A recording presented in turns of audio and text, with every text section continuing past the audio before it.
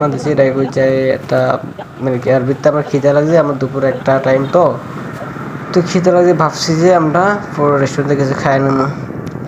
তো আমি অলরেডি এই যে ব্রিজ পারালাম। তো আমরা কিছুক্ষণের মধ্যে মনে হয় রায়পুর পৌঁছে যাবো। রায়পুর যাওয়ার পরে দেখি ভেবে চিন্তে কি খাওয়া যায়। মানে আসল কথা হচ্ছে যে দেখ আমরা অলরেডি রায়পুরে এসে বসছি। কাকু কাকু শোনেন কাকু।